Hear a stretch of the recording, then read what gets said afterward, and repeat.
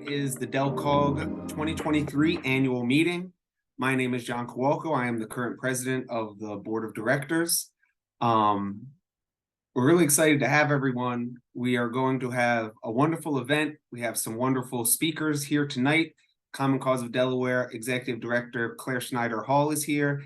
And from Georgia, the Inspector General for the City of Atlanta, Shannon Manigault, is here.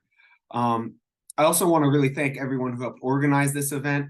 Our planning committee members were Coralie Pride, Cynthia Smith, Catherine Ward, and Nick Wasilewski, and they helped so much. Dave Breen is on tonight helping with the Zoom administration, and this organization really only exists because of how many volunteers we have that help out with it. So I really want to thank everyone who has helped. Before I introduce our two speakers, I'm going to talk a little bit about what DelCOG has been doing this year, what we have accomplished, and some of the achievements that we think we made. So DelCOG was established in 2006 as a nonpartisan coalition of journalists, news organizations, public officials, private citizens, and other organizations who believe that government of the people, by the people, and for the people should be open to the people. As stated in our mission statement, the Delaware Coalition for Open Government is committed to promoting and defending the people's right to transparency and accountability in government. We serve as a resource through education and advocacy, and we work to strengthen Delaware's Freedom of Information Act and its application. I took over as interim president in January after our former president, Keith Steck, resigned for health reasons. Keith was such an important part of DelCOG, and he did so much to advance our mission. And I'm so thankful for all the work that he put in. I'm also thankful to all my fellow board members and for those who have supported DelCOG for making it possible for us to work on so many issues. Vice President Al Jackson, our Secretary Letty Diswood, Treasurer Anita Rush, and our board members Dave Breen, John Flaherty, Coralie Pride, Cynthia Smith, and Nick Wasilewski. Also, thank you very much to our advisory board members, Bill Cortez, Dave Finger, and Catherine Ward. Everyone who's a part of this organization puts in so much work, and we have had so much success because of how passionate so many of the people that are involved in this organization are. As we move forward into 2024, I am proud of what we have accomplished, and I'm excited to see what we can accomplish in the new year. DelCOG's biggest work this past year has been pushing for an Inspector General to be created in Delaware. An Inspector General would provide independent, nonpartisan oversight of state agencies and officials and would be empowered to investigate waste, fraud, abuse, and mismanagement, among other issues. Investigations and findings by the Inspector General would be publicly reported, furthering transparency, accountability, and public trust in our government. IGs are commonplace in most of the country, but Delaware lacks any system of this type of nonpartisan oversight of its government agencies. We have some elected officials, such as the Attorney General and the State Auditor, who have limited general oversight functions, and we have smaller agencies, such as the Public Integrity Commission, with specific and important functions. These agencies need to be supported and expanded because they serve important roles in government accountability. However, they are limited by their need to focus on those specific issues, such as routine financial audits, and they cannot fulfill the role of an Inspector General that provides broad general oversight. DelCOG has been working on this issue for several years, and we have had past events highlighting the importance of the work of the Inspectors General, including our Sunshine Week discussion panel in April of this year, which was sponsored by DelCOG, the Delaware Press Association, Common Cause of Delaware, Delaware Poor People's Campaign, the Delaware Public Preschool Coalition, the League of Women Voters of Newcastle County, Lead Free Delaware, the Metropolitan Wilmington Urban League, Network Delaware, the New Jersey Society of Professional Journalists, and Rise Delaware. The panelists in the discussion were Louisiana Inspector General Stephen Street, Delaware State Senator Laura Sturgeon, Delaware State Representative Mike Smith, Delaware Online, and the News Journal Underserved Communities reporter Anitra Johnson, and Lead Free Delaware co-chair Sarah Busick. The discussion is available on our YouTube page, and I highly encourage everyone to watch it if you weren't able to make it. We had an excellent discussion, and we had excellent speakers for that discussion. DelCOG was also invited by University of Colorado Springs professor Robin Kempf to write a chapter for a book providing an inside look at IG's offices and their creation. Catherine Ward and Nick Wasilewski have put in a huge amount of work into writing. It's such an informative chapter on our experiences in Delaware and the efforts we have made. And the book should hopefully be published in the next year. I really want to thank Catherine and Nick for all that work because they have been working tirelessly on that for months. Senator Laura Sturgeon will be introducing a bill within the next month to create a Delaware Inspector General. And so we encourage everyone to reach out to your state representatives and state senators to express your support for creating such an important office. In addition to advocating for the creation of an Inspector General, DelCOG has been working on many other issues, including assisting individuals and organizations with navigating the Delaware Freedom of Information Act, also known as FOIA, working with legislators to oppose restrictions to the public's right to know, helping pass House Substitute 1 for House Bill 34, which will require public comment on major agenda items at school board meetings, supporting the efforts of Lead-Free Delaware to provide safe drinking water in our schools and increase transparency in reporting and remediation of lead-based hazards, opposing efforts to allow the city of Seaford to authorize artificial entities such as corporations and LLCs to vote in municipal elections if they own property, raising awareness about the need for independent oversight to protect civil rights in the use of facial recognition technology by Delaware law enforcement, and raising awareness about the lack of transparency over the encryption of police and government radio transmissions. In this past month, we also completely revamped the DelCOG website, that's delcog.org, and so please let us know what you think of it and what resources you would like to see there. We have a lot of stuff up there, but we are continuing to add information, and hopefully within the next probably month, we'll also have our full annual report up there as well. Just to mention a few other events from this past year, in December 2022, we hosted an elected officials reception with the Delaware Press Association, and this event gave members of the public the opportunity to meet and greet with their elected representatives. At this event, we also presented the Government for the People Award to the Campaign to End Debtors' Prisons, and the Distinguished Journalism Award to Amanda Fries of the News Journal for all the work that they have done that really deserves that type of recognition. We also attended the National Whistleblower Summit and the National Freedom of Information Summit. We attended an Inspectors General's Conference with other individuals who have worked on the book chapter, and that's actually where we first met Shannon Manigault, who will be speaking later. It was really an excellent event, as well as the two summits. And we also supported Common Cause of Delaware in honoring former state representative John Kowalko Jr., who is also my dad, with the John Gardner Lifetime Achievement Award for Delaware for all of his years of service fighting for open government and government accountability. Financially, DelCOG ended the month of September with $9,237 in our bank account. And we also had spent about $2,138 in the prior 12 months. So we are doing pretty well financially. DelCOG is an all-volunteer organization, so we don't have any paid staff. Everyone who is involved in this organization is involved because of how passionate we are about this topic. If you would like to join or support DelCOG, you can find more information on our website, delcog.org, and you can also follow and like us on Facebook. Anyone who believes that government of the people, by the people, and for the people should also be open to the people can become a member. And so we encourage you to reach out if you may be interested. You can reach us at contact@delcog.org, or you can go to delcog.org/join.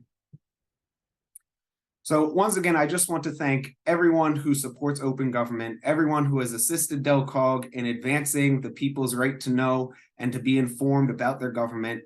In the past year, we have had hundreds of people who have attended our events, who have supported our open government efforts, and I want to extend my most sincere appreciation to all of you who have dedicated your time, efforts, and resources to this important cause.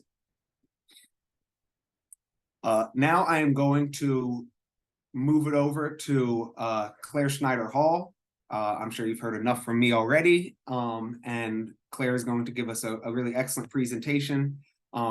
After we hear from both our speakers, we'll spend about 20-30 minutes at the end of the event taking questions from the audience. If you have a question, please feel free to type it into the chat at any time, and I will read them out at the end for our two speakers. So first up is Claire Snyder-Hall. She's the Executive Director of Common Cause of Delaware.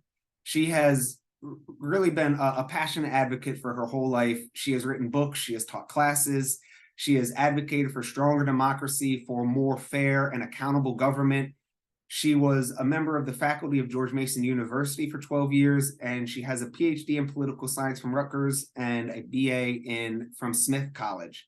So with that, I'm going to highlight Claire now, and she can take it away. And Claire, I believe you should be able to unmute yourself as well. Thank you. Okay, spotlight. Thank you, John, and thank you, everybody, for all your hard work supporting DelCOG and the effort for Delaware politics to be better. As John just said, I work as the executive director of Common Cause Delaware, which is a nonpartisan grassroots organization that focuses on protecting and strengthening democracy. And of course, increasing transparency is part of that mission. Tonight, I want to talk about the importance of transparency in a state governed by the so-called Delaware Way. After quickly reviewing the importance of transparency, I'll discuss various depictions of the Delaware Way in the mass media and also share some anecdotes from my time in Delaware politics to illustrate it. As a caveat, I want to say that I moved here in 2011, so I'm here a lot shorter time than many of you, and this is my perspective. So other people might have different perspectives, and hopefully we can discuss it in the Q&A. Transparency is essential, as we all know, to a fully functioning democracy in which people are tasked with governing themselves. Our democracy in the US is representative, and so we only choose our rulers. We don't have an opportunity to make normative policy decisions ourselves. Nevertheless, transparency remains a critical value. Transparency is necessary so that people can understand what's needed in terms of public policy, and also so that we can hold those in power accountable. It's been my experience in Delaware politics that we don't have a strong practice of public participation in the first state, and that lack of civic engagement is exacerbated by the so-called Delaware Way. Everybody here knows what I'm talking about, although my people at Common Cause National are like, what's the Delaware Way? Well, what is the Delaware Way? Ben Schreckinger in Politico explains in his article on President Joe Biden that, quote, the most important thing to understand about Joe Biden and Delaware and what it means for who he is this concept of the Delaware Way, which is something that Joe explicitly invoked as a model for Washington. He has said Washington is too acrimonious.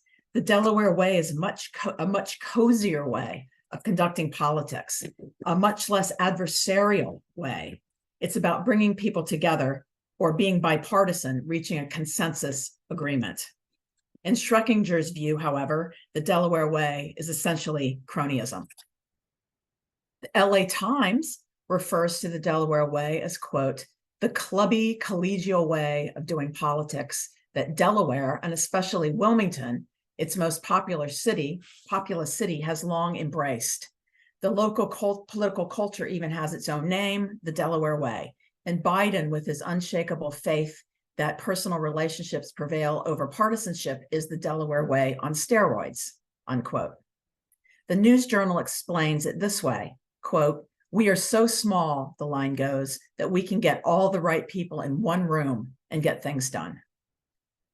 What this idea means in political terms, they say, is that the ultimate solution to any political or social problem should involve heavy doses of consensus, compromise, and moderation by both Democrats and Republicans. Temperament is valued above ideology, civility above principles, unquote. The News Journal article includes a couple of examples to illustrate how President Biden utilizes Delaware Way. They say that, for example, when Biden has found himself when he tries to form consensus rather than holding firm to his original positions. And the example they give is when he was trying to put restrictions on the invasion of Iraq. As soon as Dick Gephardt, who was the Democratic leader, came out in opposition and the thing collapsed, he went along with it. And he says, POTUS says, I was angry at Gephardt, I was frustrated, but I never second guess another man's political judgment. that turn of phrase is interesting to me because it really illustrates that sort of old-fashioned manly honor that POTUS embraces, and a lot of other people as well. The News Journal also notes that as part of the Delaware Way, the idea that only a small cadre of people are allowed to occupy the top positions of power. Quote, in 1992, for example, then Governor Mike Castle, a moderate Republican, was term limited, out of office, and looking for his next gig.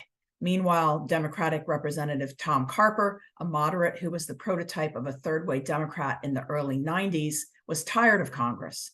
So the two simply ran for each other's jobs, with neither facing serious opposition. Neither Carper nor Castle has commented on the so-called swap, but it's been widely reported for decades, unquote. So getting back to transparency, I'd like to have a look into the room where that deal was cut. How do you get into the rooms? Well, Chief Justice Norman Vesey says that it's a question of pay to play, which is his definition of the Delaware Way. And if the Delaware Way is getting all the relevant people in the same room, then the questions become who is relevant and how do they get into the room? Obviously, money provides access, not unique to Delaware, of course, that's the case everywhere. But it does explain some of the resistance to campaign finance reform in the first state. So that is how the Delaware Way is portrayed in the media. And now I'd like to share a few anecdotes from my experiences in politics. I've been, and I'm sure you all have your own as well, I have been very active in Delaware politics since 2011 when I moved here full time. I served as chair of the 14th RD for 4 years, which was Speaker Pete's district, former Speaker Pete. And I ran for state senate against Ernie Lopez in 2014 and lost. And then I took the helm at Common Cause Delaware, where my job includes lobbying in the state legislature, among other things. And I wrote a book about my experiences in Delaware politics. And, I was a little worried about it, like when it came out, but, nobody's read it, so it doesn't matter. When I run into people, they haven't read about themselves and, they don't give me the cold shoulder. So anyway, the Delaware Way I experienced involves the dynamic of what I call power mongering and deference, including a strong blue no matter who mentality within the Democratic Party and the larger society. And we don't see a lot of civic engagement, but rather what I refer to as good old boy culture. Perhaps my views overly negative and also perhaps influenced by the fact that I live in Sussex County. But anyway, this is how I see things based on my experiences here.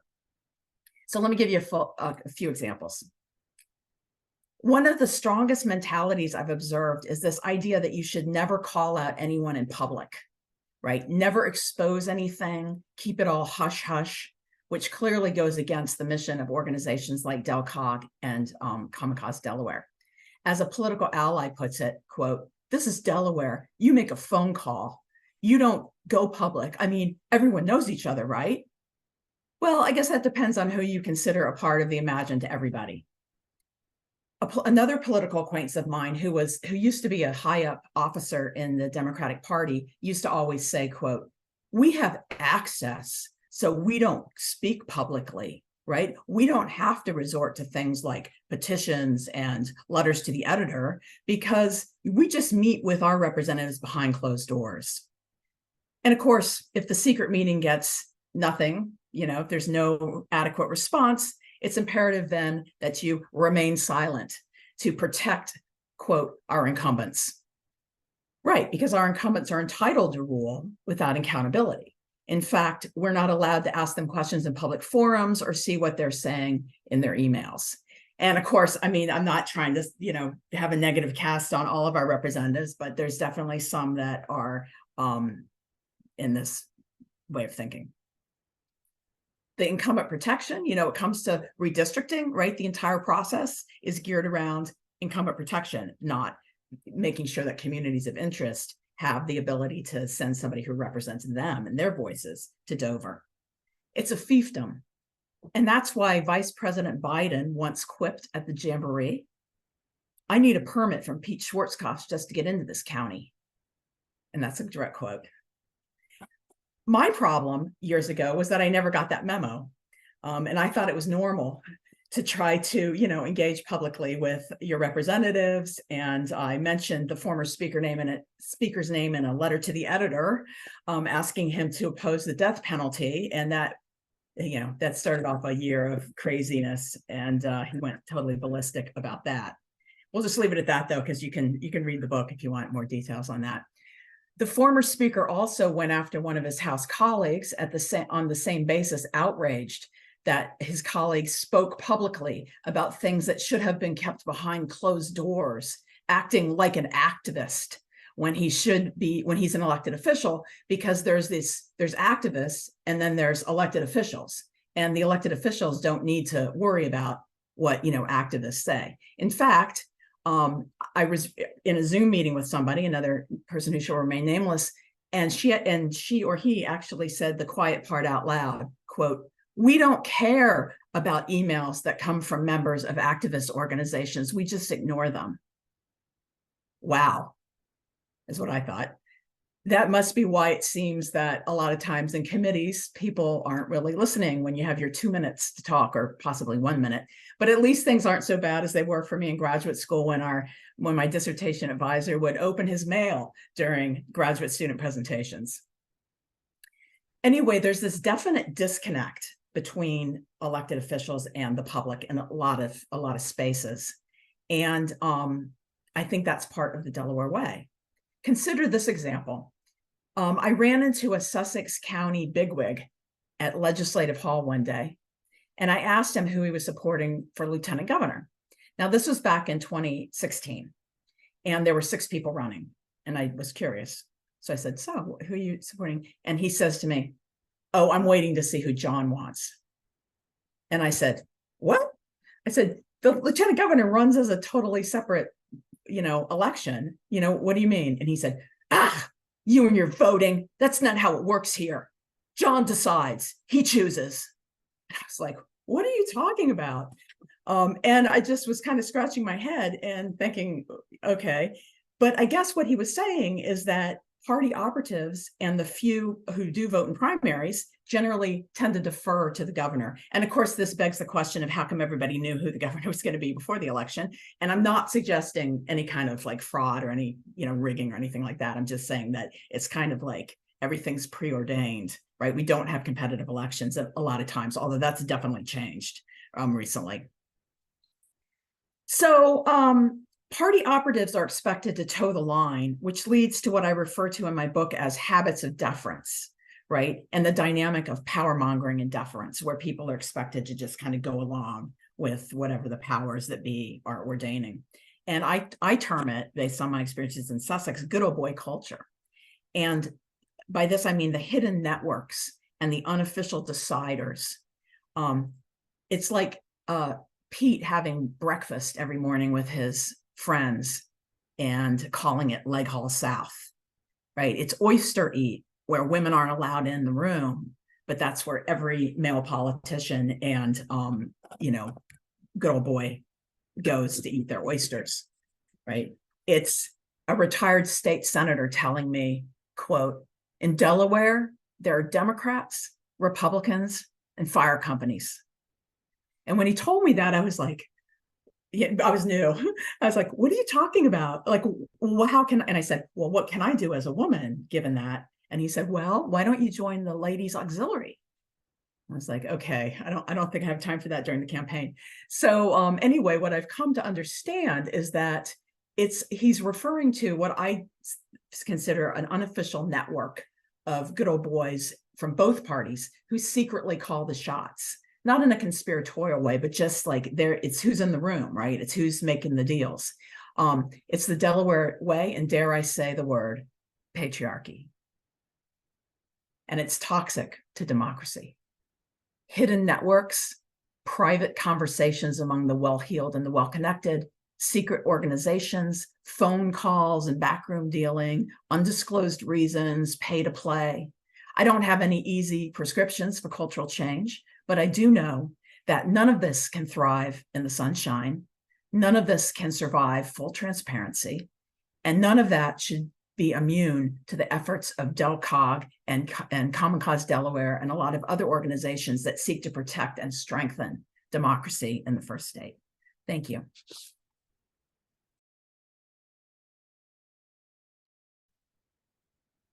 Thank you so much, Claire. Hold on, let me readjust. Oh, great. Thank you so much. That was very informative, and we are going to have some questions at the end as well. Let me just briefly introduce our next speaker, Shannon Manigault. She has served as the Inspector General of the City of Atlanta since 2021, and she was previously an Inspector General for the New York City Department of Investigation. She was also Legislative Counsel for the New York City Council, and she was a litigation associate at Davis Polk and Wardwell LLP. She received an AB in sociology from Harvard College and a JD from Harvard Law School, and she is a member of the bar in Georgia, New York, and New Jersey, as well as a certified Inspector General. Thank you so much for hopping on our Zoom, and let me spotlight you now so that everyone can see you. And I believe you should be able to unmute yourself. Okay. I'm going to try to share my screen. This one. Oh.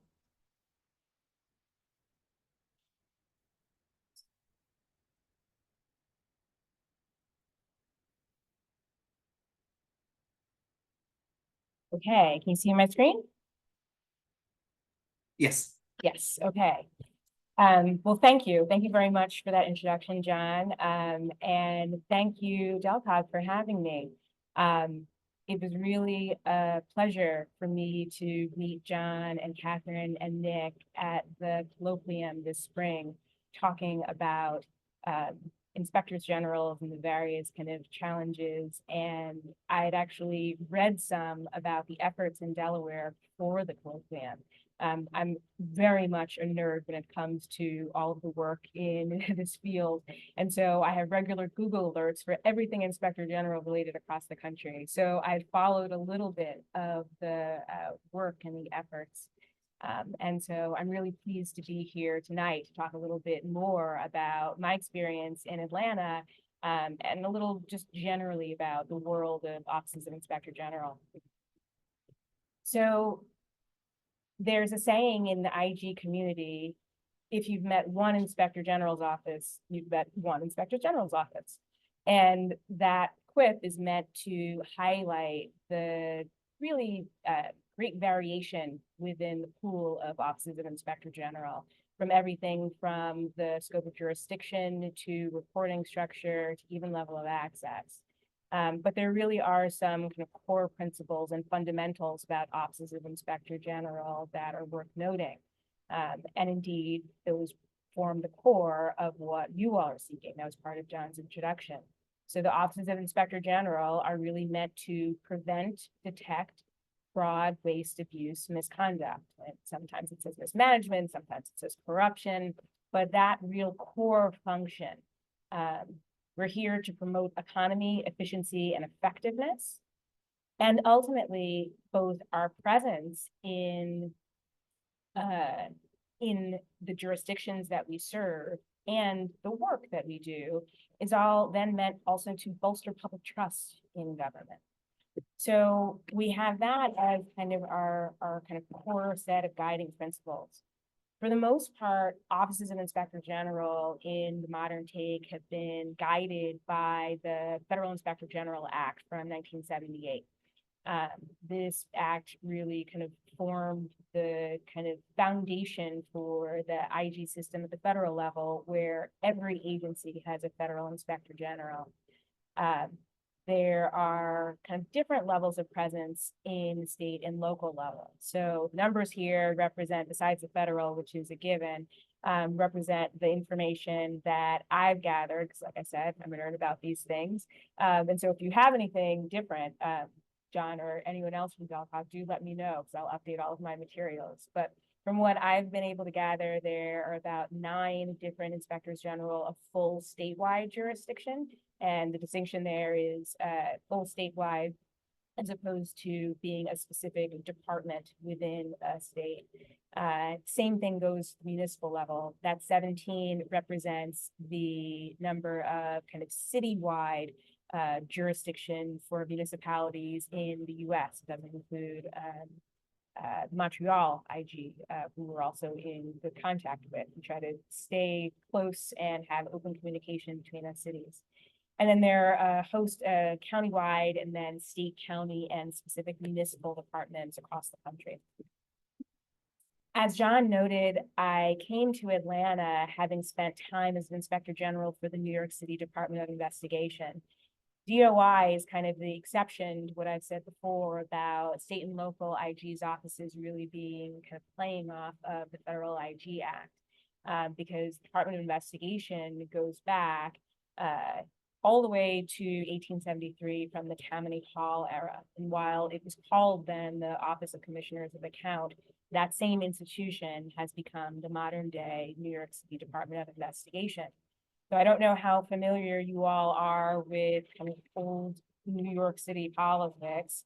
To me, this is just a matter of American history, because in some ways, when we think about corruption, this is the forefather, right? The real kind of standard bearer for American corruption in politics is William McGeer Tweed, AKA Boss Tweed, who ran New York City and had a large hand in New York State government for years.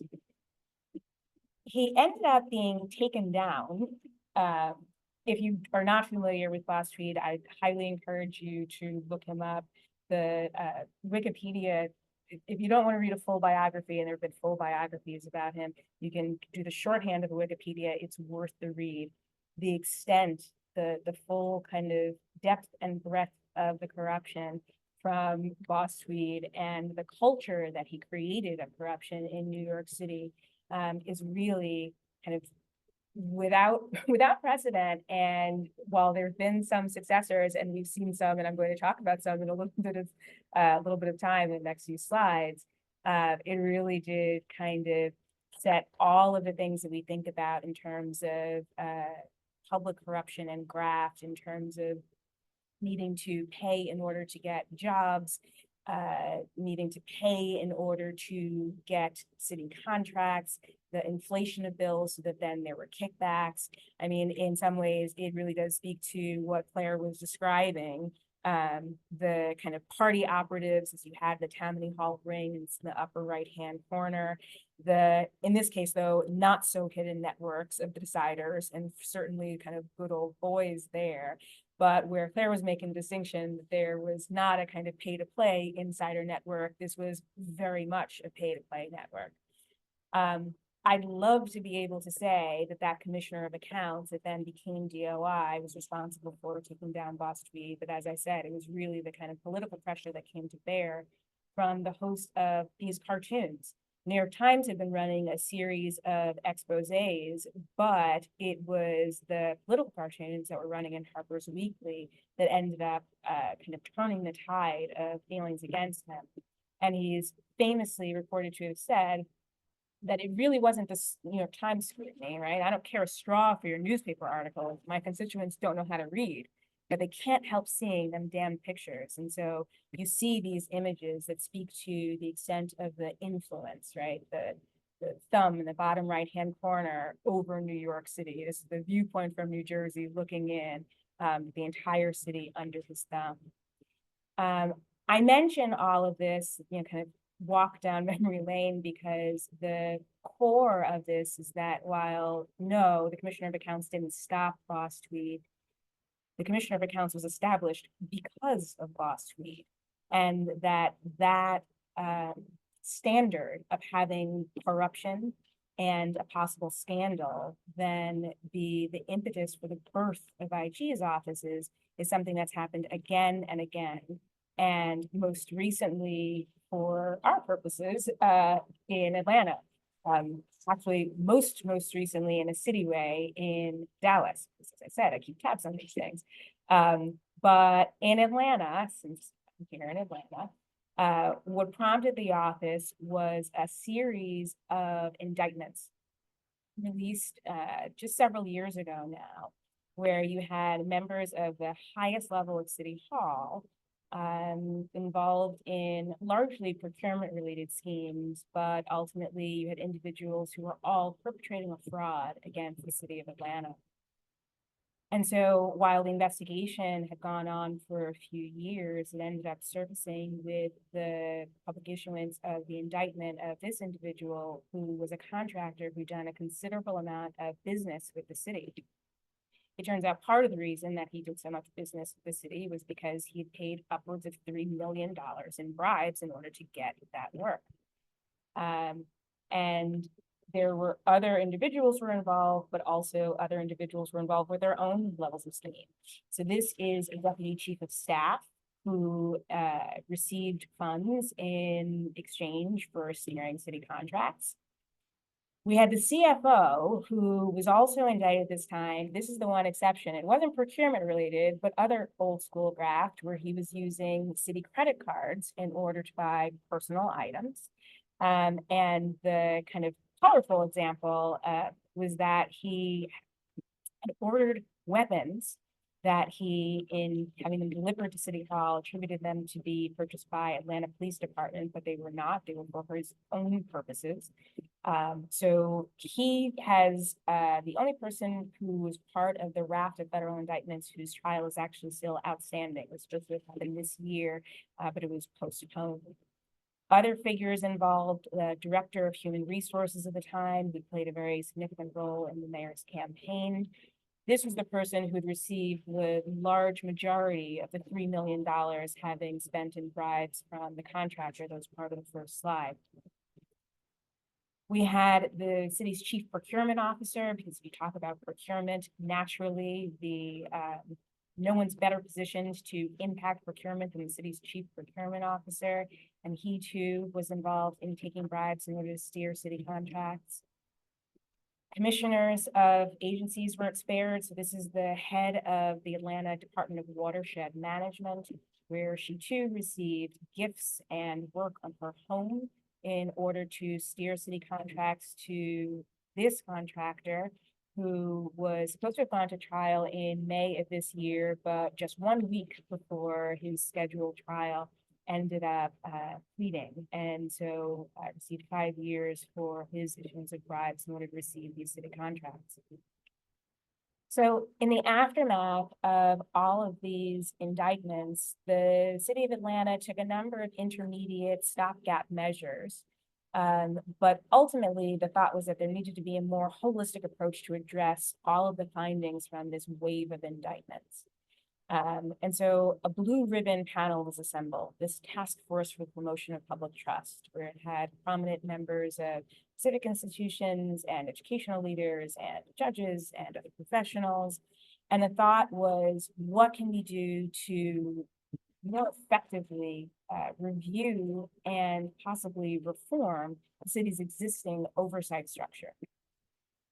So the task force held 5 public hearings and ultimately then issued a report. In the course of its 5 public hearings, it heard from the different corners of Atlanta's oversight structure. So it heard from the city auditor's office that existed, the ethics office, the law department for the city had a compliance unit that sometimes performed investigations for the city. So heard from its city attorney. Separate from the inside organizations, we also heard from some outside experts. So there was a municipal integrity expert, the former director of the Center for the Advancement of Public Integrity, which was housed at Columbia Law School. Also from the inspector generals for the city of Philadelphia and the city of Baltimore. So after all of these hearings, the task force released a report that detailed all of its findings, 50 pages, with lots of references to all of the things that it considered. But when it boiled down to it, there was just one recommendation, and it was that the city of Atlanta needed an Office of Inspector General. Now, I know the process that Delaware has kind of gone through in its efforts to establish an Office of Inspector General. So you'll really appreciate this next bullet, that once this recommendation was made, 4 months, this recommendation was accepted and very quickly then moved to put it into effect from the mayor and city council. And so to have 4 months in the world of legislation is lightning fast, particularly when the creation of the Office of the Inspector General, they placed this into the charter. So this is major reform, and so additional hurdles that had to be overcome in order to build this into the city charter. But it was very clear that this was a priority, and obviously very much wanting to kind of address the issues and also make the public feel at comfort that something was being done in order to address everything that was exposed with all of those indictments.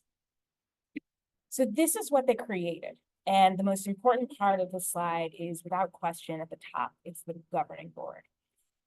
The Office of the Inspector General reports to a governing board, and the individuals who are on this board are 9 individuals who are each nominated from a series of civic and professional and educational institutions. And the reason that's important is that you wanted to make sure that the office maintained its independence. So you'll see in the next slide, you didn't want a situation where the Office of the Inspector General was having to report to the mayor or to city council, even though there are fine offices of Inspector General that report to either of those. There are also Inspectors General's offices that report to both. The thought that if you're reporting to both the executive and the legislature, that acts as a counterbalance. But in Atlanta, the thought was, well, no, let's use this board structure to most effectively insulate the office from any political interference. The office is comprised of 2 divisions, the compliance division, which is its investigative body, and then the independent procurement review division, which performs audits of all of the city's solicitations for contracts that are going to have an aggregate value above $1 million. So really any project of any size is getting an IPRO review. Jurisdiction-wise, we kind of match what the standards are for offices of Inspector General. We have under our charter jurisdiction over fraud, waste, abuse, and corruption.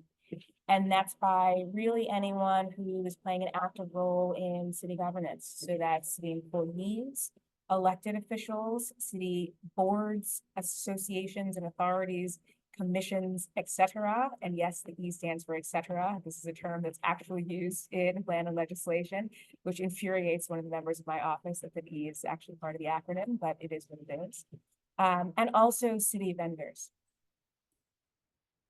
So to talk about the formation of the office, it's a victory that the office exists, right? It seems still to me surprising that jurisdictions, so many jurisdictions don't have offices of Inspector General. And given the process that DelCOG is kind of going through now and the legislation that's pending, you all can understand that it's not a given. And there are sometimes some real obstacles to the mere formation of the office. And while it's a victory to have the office at all, once the office is established, that's not the end of the road. And there's still various challenges we face. And we'll talk more about it. Hopefully, if you all have any questions, I can get into greater detail. But very briefly, there is a real active campaign, and it is ongoing to make sure that individual stakeholders, so that's the elected officials, that's the city departments that we also oversee, it's members of the public as well, they gain a better understanding of the actual function of an Office of Inspector General. Ultimately, I think that people had a good idea of what the concept was, but not so much about what would be needed, particularly kind of tools-wise and resources-wise, to make sure that the office is effective. Needing some legislative adjustments really is part of that effort. So you had this legislation that established the office, and that is great. But you noted, I said they went very quickly, and that was good because it reflected the priority. But there are a number of aspects of the legislation that was passed that really needed some tweaking so that the office could most effectively fulfill its mandate. And our office is no different than other offices of Inspector General in terms of the struggle for records and access. And while it's a very particular element of offices of Inspector General that you have access to the records of whatever the kind of jurisdiction is, and that was one of the things that was built into the legislation, Still, what's on paper versus how it plays out in real life, there's often a kind of disconnect there. And so we're still working to overcome challenges with access to records. And then to the last bullet, one of the things that's very typical with offices of Inspector General is that you have General Counsel's office in part to help you navigate some of these challenges, particularly when there are these battles that happen within your jurisdiction regarding things like access to records. Then you have lawyers in-house to then kind of walk through some of those issues and work with the city law departments or other entities to kind of smooth those edges out. Unfortunately, the city of Atlanta has a provision in its city code that prohibits any department other than the law department from having any assigned attorneys to provide any legal counsel. So we're not even in a position right now to have counsel to fight that battle. So that is for sure a challenge that we are seeking to overcome. But one of the things that we have been really victorious this year is a public marketing campaign, because as I said, one of the roles of the Office of Inspector General is to bolster public trust. And indeed, that we were formed after the Task Force for Promotion for Public Trust thought that there was a need for our office. One of my real kind of priorities is that we can't be bolstering public trust if the public doesn't know we exist. So we wanted to make sure that there was a marketing campaign so that the public knows that we're here, one, but also to make sure that both city employees and members of the public could provide us with information to the extent that they knew that there was wrongdoing.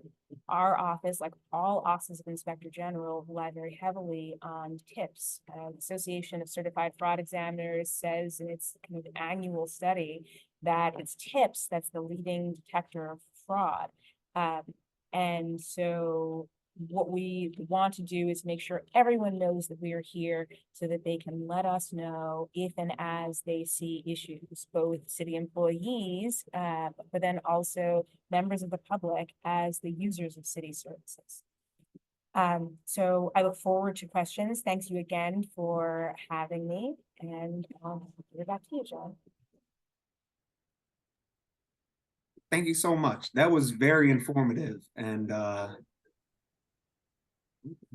don't know how to make myself show up right now.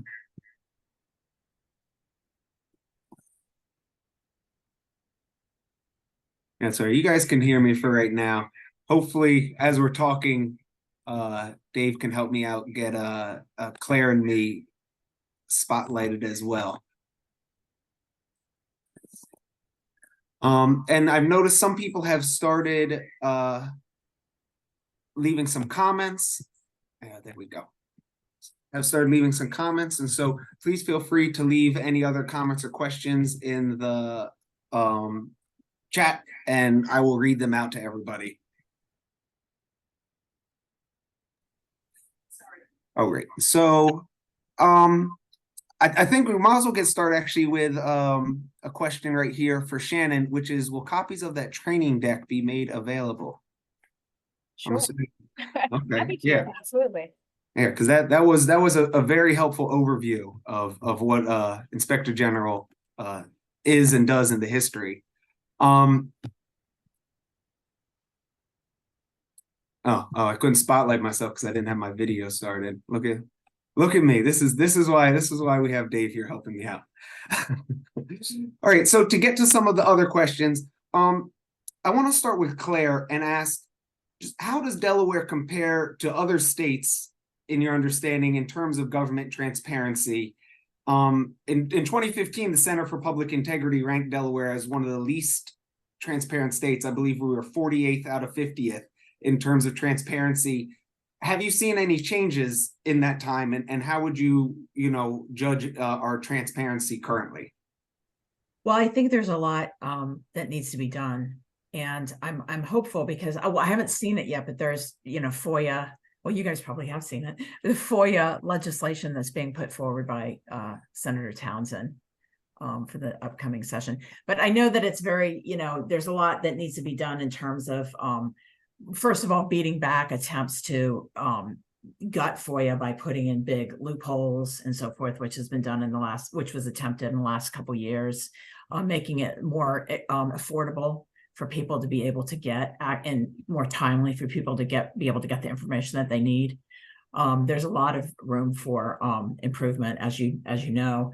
So I can't, off the top of my head, I don't know all the different states, but I do know, like in Florida, where I'm from, they have, like, you can't even talk at all. If you're on a school board, you're not even allowed to talk at all. Everything has to be done like at the actual session, you know, which people don't like because it makes it difficult to do your job. But it's kind of the antithesis of the idea that, you know, things shouldn't be brought in public. It's the idea that you can't even, you know, say anything.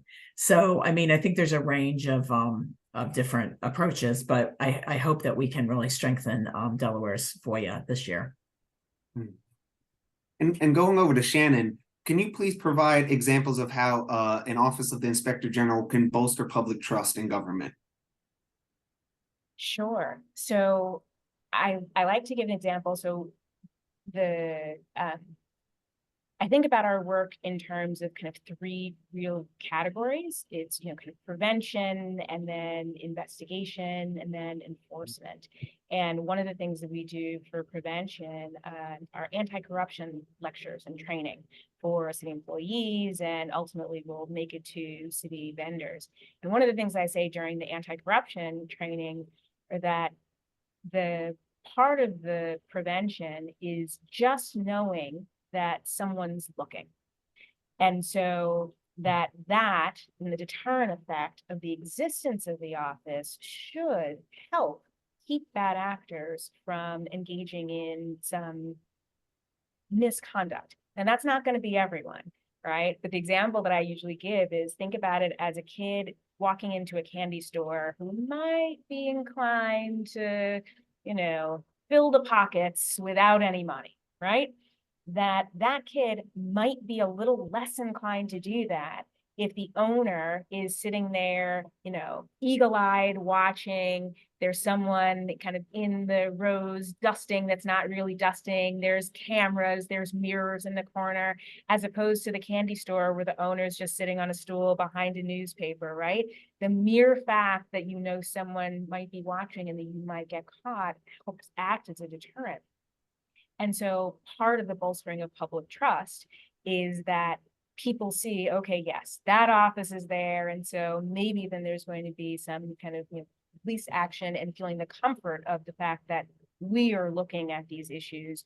We are looking to increase accountability and improve the anti-corruption landscape. The other thing is just through the work. It is, as we conduct our investigations and conduct our reviews, we expose where there are shortcomings, both in terms of individual misconduct, but also where there are corruption vulnerabilities. So sometimes we might have an allegation that, you know, let's say we get an allegation that Claire's been stealing, right? We think that Claire's been into the supply cabinet. We do an investigation and find that no, Claire hasn't done anything like that, but that supply room has no lock on the door. So we make a recommendation to that department, you know, here is something that you need to do in order to prevent this vulnerability from being exploited. So those are some of the ways that we try to make sure that we are bolstering public trust. And a second question for you is, how does an inspector general differ from an attorney general or a state auditor? Sure. So for the attorney general, the distinction is, well, one of them, I suppose, is that for us, we are largely fact-finding.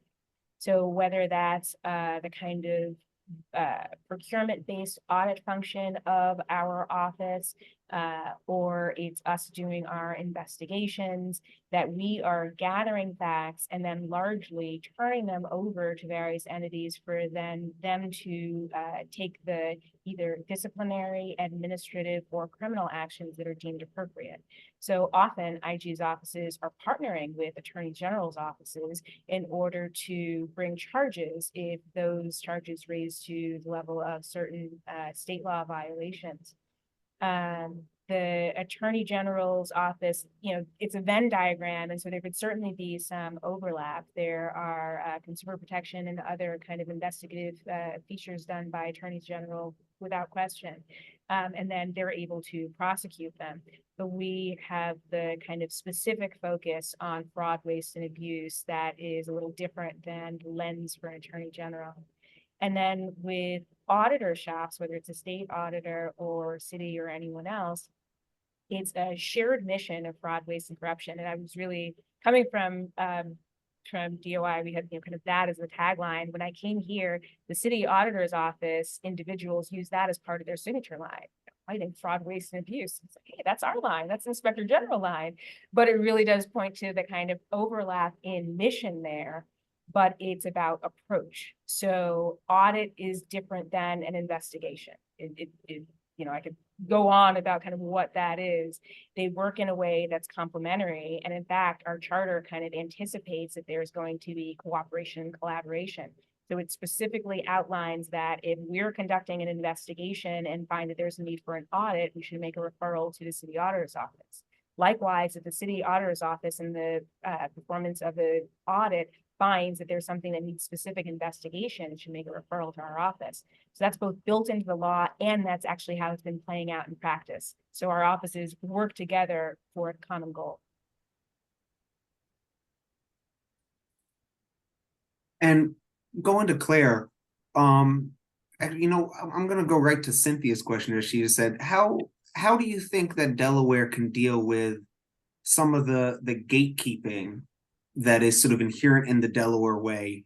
And a question that was asked by Connie as well, I think, has a similar question, and that's, how do organizations like Common Cause and other individuals who are not part of the Delaware way navigate in Dover and be effective? Great questions. The second question first. That's a really good question. When I first started back in 2015 with Common Cause, I remember discovering that after session, there's all these fundraisers for all the elected officials. And I went to one with somebody that I supported, and I was talking to a high-paid corporate lobbyist, and he's like, "Oh yeah, you got it. If you're a lobbyist, you got to go to these things every." I'm like, I don't have I scraping money to get the $100 together for my friend, and he's like, "Oh, well, doesn't Common Cause pay for you to go to all these fundraisers?" No, they don't, because we oppose that. So it is a barrier, to be an organization that doesn't have money for gifts. It's always a zero on my lobbying account. But I've been able to, I feel like what's been helpful for me is it's the networking. It's the same kind of thing from a sort of different angle. The connections I've made with people through my work and through shared values and shared, political commitments. I have personal relationships with a lot of the elected officials, but only some of them. Other ones wouldn't, respond to my texts. The gatekeepers thing was when I ran for office in 2014, that was a huge thing, because some people, it's just like I was told that it wasn't my turn, and they were the gatekeepers. I mean, you have certain people, and they're the guard dogs, so that the person who's really behind pulling the puppet strings isn't really seen, because there's all these other sort of attack dogs around that are doing the dirty work. So it's very interesting. But you just try to do the best you can to make change without becoming the thing that you are opposed to. And going to Shannon, a similar sort of question in Atlanta. What are some of the problems that you find the most difficult to investigate, whether that's because of political pressure or other reasons? And in addition, is there any kind of pushback that you get from government insiders against the efforts of your office? Yeah, so I'll start. You can't state some stuff because of political, considerations. Yeah, no, some things are public, right? And it's interesting to me, some things that people are willing to make public, right? So we issued a report earlier this year that kind of pointed out some procedural shortcomings in connection with one of the mayor's pet projects. And as part of that, we noted that the mayor had rooms at a hotel for a couple of family members, that other high-ranking members of the administration had gotten hotel rooms for this function that was in the city. I mean, it's just by the rule, you know, it's a violation. It is what it is. And while we don't make public reports of all of our substantiated findings, we have certain standards for those where we think that it merits public report, and certainly the kind of the more high-ranking officials, and so where there are higher expectations for the standards for them, that was one of them. And so we issued a public report.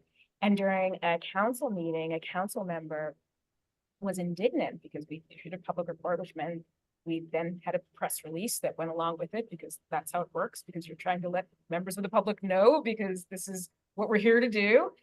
And she said, you know, with real disdain, you know, you issued a press release, so is that what your office is going to be doing? And I said, yes, because we are trying to make sure that the public knows about the work that we're conducting, and the public has a right to know when there are deviations from the rules. And she was so disgusted by that. And so I think there's a lot of kind of overcoming a culture where I think in the past, sometimes there have been some findings where it's a little, well, we'll just handle this kind of quietly. And that's really not the nature of an office like this, right? You know, and it's not we're issuing a press release because look at us, we're so great. It's because the public has a right to know. And so we want to draw attention so that then, again, the deterrent effect and people know about it. And so I think it's overcoming some of that. What are you here for? And get out of here, and let's not embarrass this person. In terms of challenges with specific kinds of investigations, not yet. We are very much, because of the independence of the office, you know, because I don't say this casually, other people really don't have the luxury of the independence that we enjoy, because of the structure of the offices. We really haven't felt any kind of political pressure to not investigate things that we are looking in, right? I think the administration knows some of the nature of the investigation because we don't have the direct access that we would really like to have. So we have to still ask for some pieces of information, which means they know that we're looking for certain things. But we haven't had any kind of pushback there. I think the real challenge has been less about a subject matter and more about those access issues. You know, for email access, the way that it's structured now, we kind of put together an email where in order to retrieve information, we end up having to expose far more of the kind of details of the investigation than would be sound for an investigation where we're really trying to keep it confidential so that we can protect the integrity of it. So access, I think, probably more than anything is the hurdle that we're trying to overcome. And what about your office's relationship with other agencies? Has there been any sort of, you know, claims about redundancy or you know, pushback with their functions? Yeah. There has been, I can speak about what's been public. At one point, the ethics office was part of the umbrella of the Office of the Inspector General. It had been an independent office, like it was on its own when our office was formed. The thought was that it made sense to put it under the umbrella. But then this year, the ethics officer sought to separate itself from the Office of the Inspector General, which was perfectly fine. But one of the things that came up in that conversation of the separation, because it required legislation in order to do that, was about the focus of the office, and that the ethics officer made statements saying that she didn't want her office, which, while it does conduct investigations into violations of the ethics code, didn't want the office to kind of be besmirched with that's just about investigations, given the broader role the ethics office plays in terms of giving advice and also in administering the financial disclosure program within the city. So, you know, kind of not wanting the ethics office to be kind of tainted with the, I guess, you know, investigations were the bad guys, and I guess mostly more generously, the making sure people would still come to the ethics office for advice as it had historically. And so where there's a little bit of overlap there, wanting to make sure there was enough of a distinction so that people were still going to the right entities. Well, that's very interesting. Heading over to Claire, why do you think the House Speaker did not bring the 2022 Inspector General bill, House Bill 405, up for a vote after it was released from the House Administration Committee? Well, I have several thoughts on that. Some speculation, some not. Well, his stated reason was that a couple things. First, it could be true that he didn't really understand, what an inspector general does. Also, the money issue, being not wanting big government and so forth. But I think there's a couple other things too. I mean, for exactly what you're saying, the whole press release, you want to empower this organization to be like sniffing around and issuing press releases when they find something. I don't know that he does, right? And then the other thing is, I think I know this was the case with people that wrote letters to the editor, and I think it probably was with him as well. Some people saw the Inspector General effort as an attack on our auditor, right? That we had an auditor who was convicted of public corruption charges, misdemeanor charges. And some people thought that because of the timing, they not knowing all the years that this has been in play, or like, oh, this is an attack on our disgraced auditor who happens to be like this with the speaker, right? They're friends from high school, vacation together, this kind of thing. Cronyism, sort of cultural things that I was talking about earlier. So those are some ideas on it. I do think that a lot of people were confused about like exactly what we're going over tonight, with the different delineation and how things fit together. So that's what I'd say.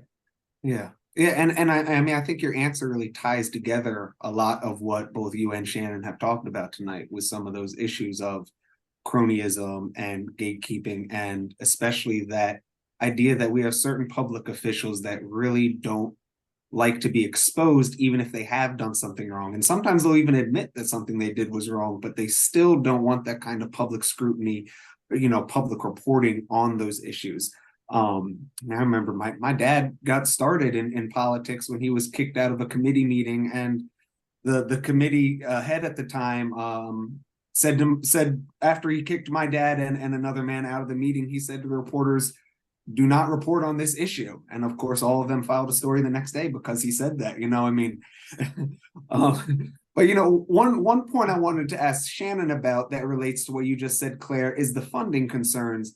And I wanted to ask, how does the funding in Atlanta, does your office recoup the money that is spent on the office? And how can you sort of expand and let us know how that, because that I think is probably the number one public concern that is raised about creating an OIG, is that it's going to cost money. And I believe currently in Delaware, I think our budget is something like $4 or $5 billion, and an OIG's office would be 1.5 million. So that seems like a small amount. So what is the budget for your office, and do you recoup that? Right. So we are just shy of $2 million. So not bad, right? A kind of a good start is the way that I think of it, for what should be kind of the 16-person office. And the answer to the recoup question is not yet, but soon, right? So we are I really love to say that we're brand new. We're not brand new, but we are really just getting to the point of being fully staffed and having our investigations get to full swing. So there are a couple of matters in the pipeline that will, I think, more than cover our kind of investment of the office, but not quite yet. I can't wait for those things to come out, because I don't anticipate that our office will be any different than other IG's offices, where it's that, it's something like 5-fold or more, right? I should have the stat off the top of my head, but that, we recover more for our respective jurisdictions, it's like exponentially more than we cost. And so I anticipate that this office is going to be consistent with that. Did you see any of that sort of financial aspect in the Department of Investigations in New York? Oh gosh, we definitely that entity, which was huge, sprawling. I mean, that's why I really say the drop in the bucket, you know, for our 16 heads, which was the size of my team, which was one of 10 teams at the Department of Investigation. But we kept regular statistics about restitution, fines, and fees.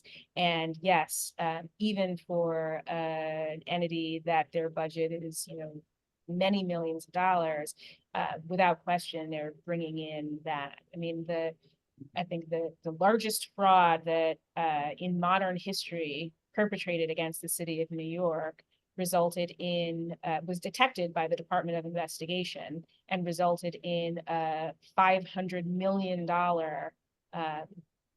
restitution. So, so yeah, I think the agency is probably still living off of that. And that was roughly 2014, 2015. Mm-hmm. And now this is a question for both of you, and I'll start with Shannon. But how can we ensure that an Office of the Inspector General would remain independent in Delaware? Yeah, I think as I talked about in the presentation, I think the structure of the office really does matter. And so there are certain kind of hallmarks of independence for IG offices.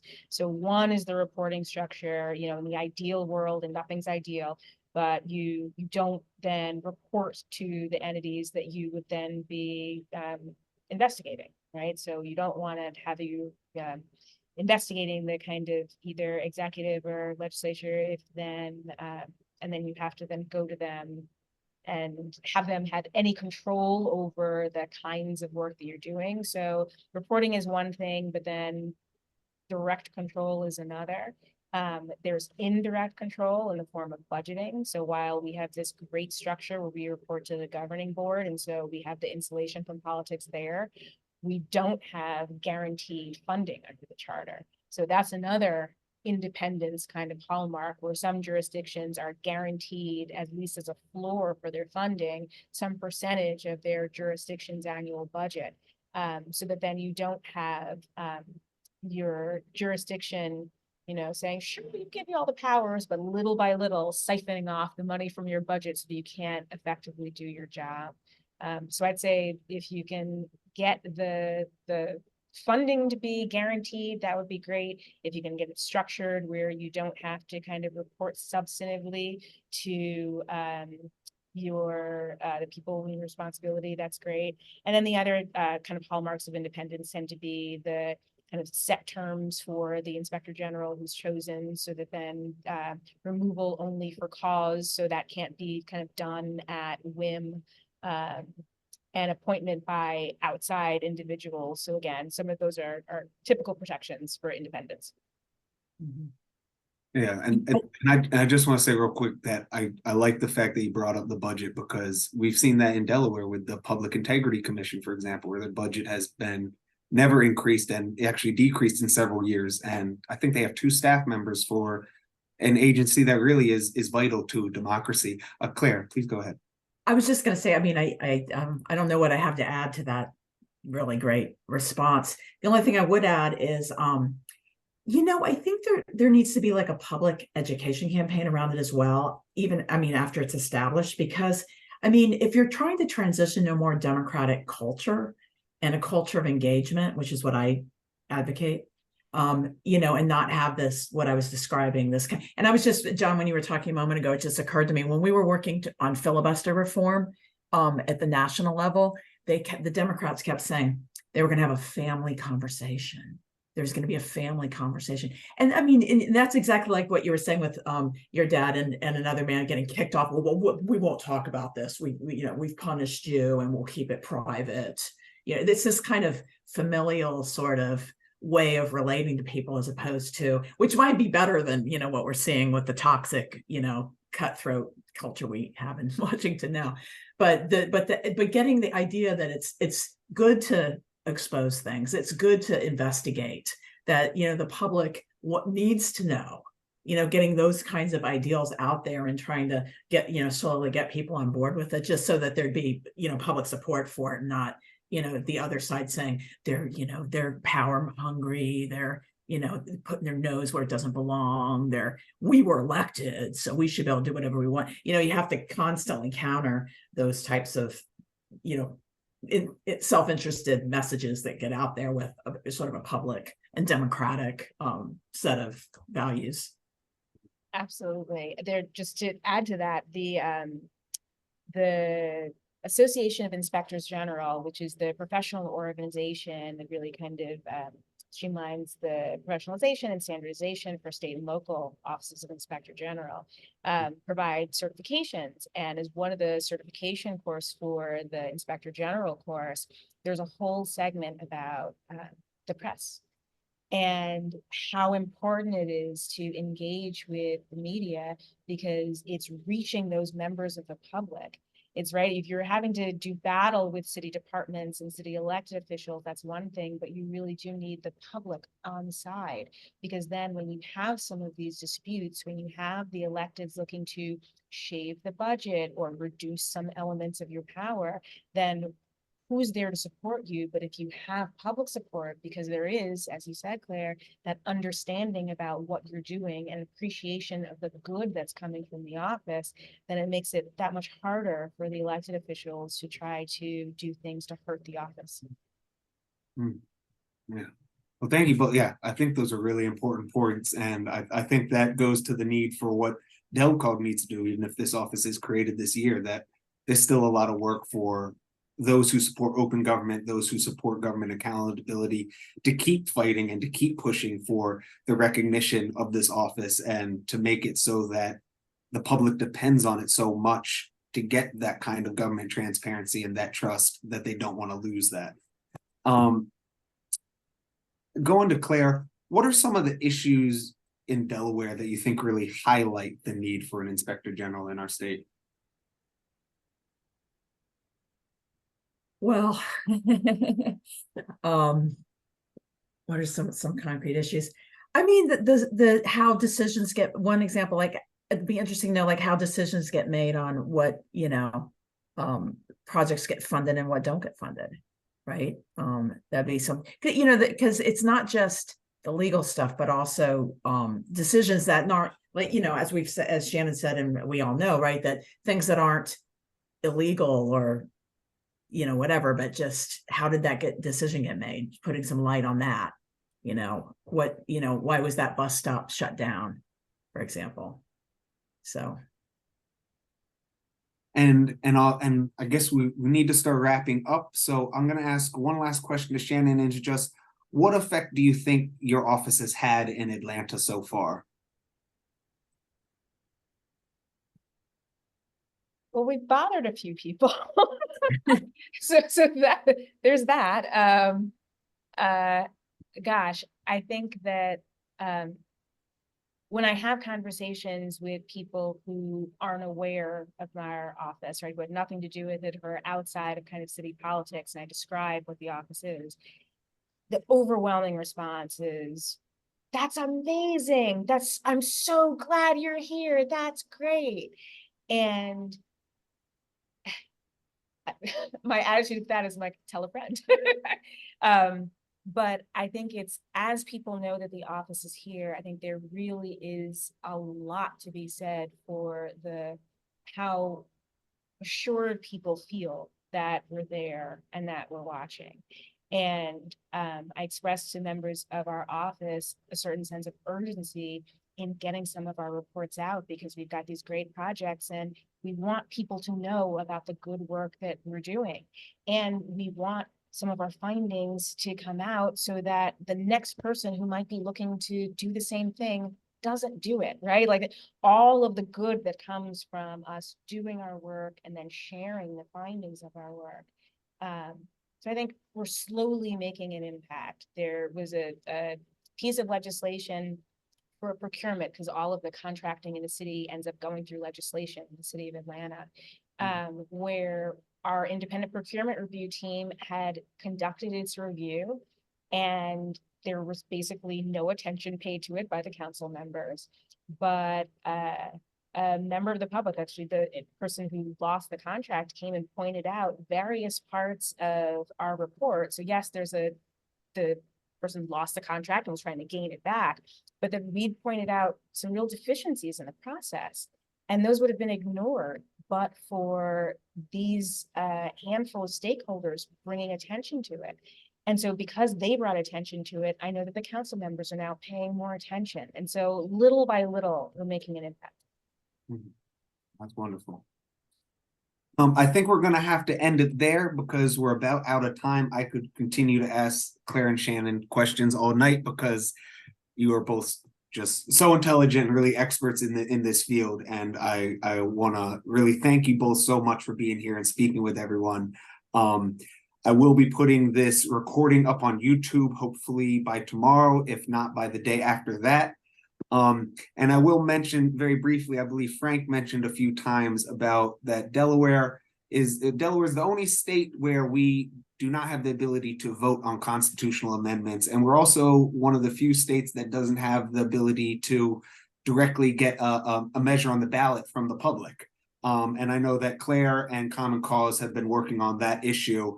And that's an issue that DelCOG supports as well. And so hopefully we'll get an inspector general done this year and we can start working on that issue as well. Thank you, everyone. We are going to be on for about another 10 minutes because I'm going to throw it over to John Flaherty. He is going to announce our election results. We recently held our officer elections for president, vice president, secretary, and treasurer in DelCOG. And so I'm going to throw it over to John. He's going to announce our election results, and then we'll be off. But thank you so much, Shannon. Thank you so much, Claire. Yeah, I really think that this is going to be the year for an IG. Yeah. Good luck. Thank you so much. All right. Thank you. All right. And John, I just made you co-host, so I believe that you should be able to unmute yourself.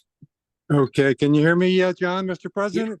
We can hear you. Real quickly, first of all, thank you for a fascinating hour and a half discussion of the issues. It was one of the best meetings I've attended, either in person or on Zoom. So, and I want to particularly give a shout out to Nick Wasilewski and Catherine Ward, who have been really working for this issue for many, many years. The election process was a twofold process here. First process was to send out requests for nominees for the office of president, vice president, treasurer, and secretary. And the four nominees we got were the four who are in office right now. John Kowalko III, Al Jackson, our vice president, Letty Diswood, our secretary, and Anita Rush, our treasurer. So with no other further nominees, about 2 weeks after that, I sent out a ballot asking for people to vote for either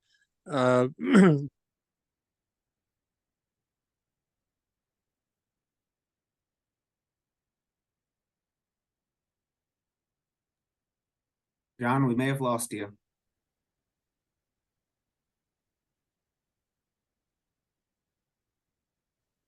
All right, am I back now? Yep, you're back. Okay, sorry, but I'm having problems with my computer.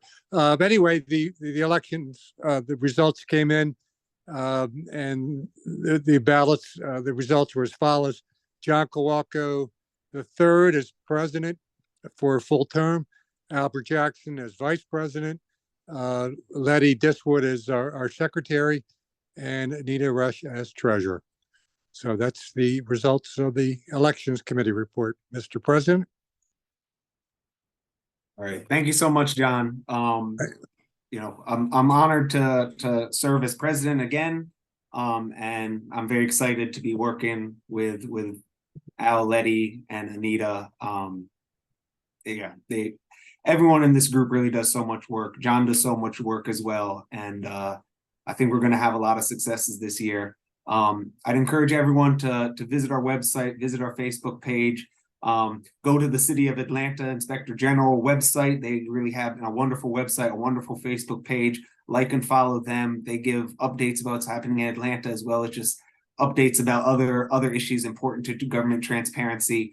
Common Cause, same thing. Please follow Common Cause of Delaware. Like them on Facebook.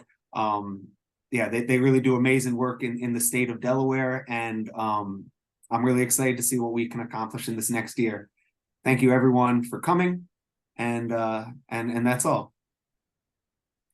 Oh yeah, and Cynthia Smith, she's on our board. She has mentioned that please feel free to join our DelCOG meeting. We have it every month. It's open to the public. It's open to anyone who would like to come. We encourage everyone to come, and anyone who is a member of DelCOG can join our committees and help out with the work we do. You don't have to be on our board to help out, and anyone can help out. And most of our work is done on our committees anyways. So I would really encourage you to reach out and join. And I will see many of your faces. John, I just have one comment, if I could. Of course.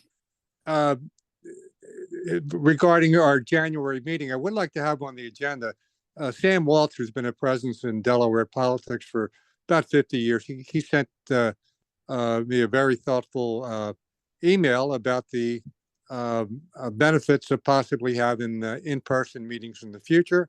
I personally like the Zoom part of it, but what I intend to do is I'm going to circulate Sam's very thoughtful comments to the to the board and to the officers, and maybe have a discussion on this at the January meeting. That's it.